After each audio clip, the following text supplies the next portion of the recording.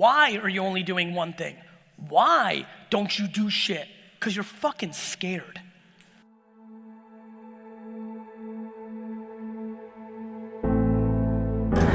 I wish I was documenting my whole life. You know, like people don't know my true story, meaning people hear the story, I went into my dad's business and did 3 million. Immediately, when you hear that statement, you're like, Dad put him on. People don't know that I, built my dad's business for him and left Wine Library at 34 with nothing in equity in that company, right?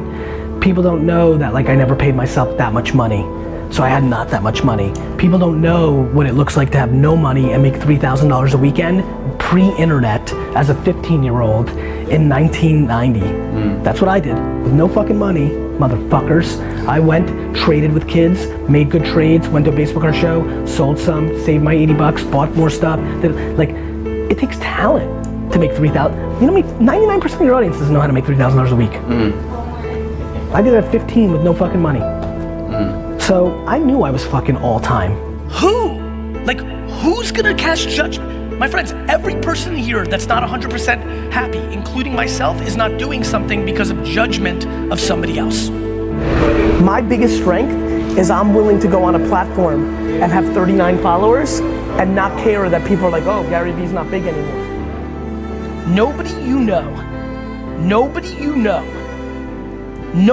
know has become successful outside of it being given to them from their family.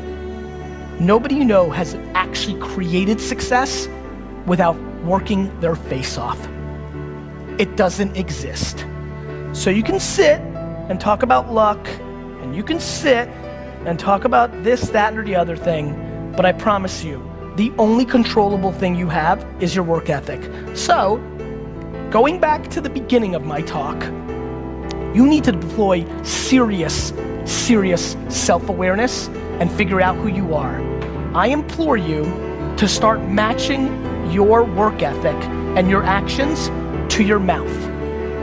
If you're gonna be a billionaire, you need to realize that most people that create $1 billion worth of wealth don't do anything besides work every single day of their 20s and 30s. I definitely feel like I learned hard work by watching my parents, and so it's why I talk so much about hustle.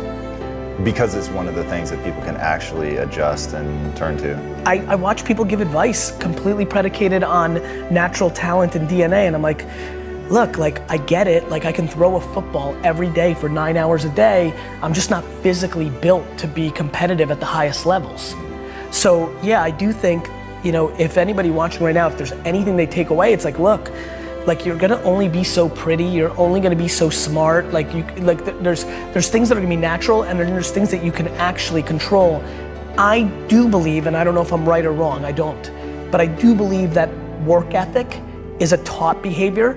It's something you do have more control over. 10 years ago, I started a company 10 years ago.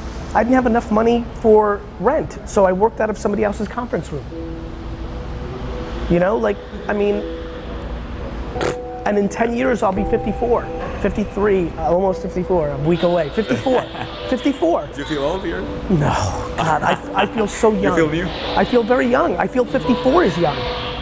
People here are in debt or can't do something because they're just staying above ground, but that's because they bought a house that was too expensive, not using rooms in that house, and they don't have the humility to sell that house and go back to rent because they don't want their friend from high school or their grandma to judge them because we manifested that you have to own a home. And so I feel like there's a shift that can make people work harder. The big one that I push is you're gonna die. If you're to me, life is broken down into complaining and not. So if you're not complaining, well then I have no advice for you. I'm pumped. You did it. I have friends who make $42,000 a year, work 9 to 4, kind of, with an hour and a half lunch and 45 minutes of YouTube and 10 minutes of bullshitting and an hour of complete wasted time in a meeting. So they're kind of working 6, hours a week, right? But they're pumped. And they text me, these are high school friends, and they'll text me how happy they are to be the coach of their kids' baseball team. And that's amazing. Like that seems very obvious to me. That's right. Like, you know what's super weird? I'm actually weirdly envious. You know, like it sounds cool, like in theory, right? Grass is always greener, right? Like far less pressure, you know, like all that time with my kids, oof, that would be cool. Like there's just like all these things that I can justify. So to me, but I have friends who have $100 million in the bank because of Facebook's IPO, who complain, who are still hungry, who want to do even more, who will complain to me because they know I work a lot about no work-life balance and they don't get to spend enough time with their family. And I'm like, you have $100 million. Like, you could stay home. Like, you're in control. Like, don't complain about it. You've made that choice. Don't bullshit me. Like, you want to spend more time with your family? Spend more time with your family. This is back to what we said about keyboard warriors. I'm trying to be very careful about what I'm saying versus what I'm doing, because that's how you get exposed. And I don't mean like people calling you out and being like, you suck. I mean to yourself. I don't want to be exposed by myself. It's looking yourself in the mirror and saying like, am I doing this right? So to me, there's so many people that are talking shit about how big of an entrepreneur they're gonna be and how much they're gonna achieve, and they don't work on weekends.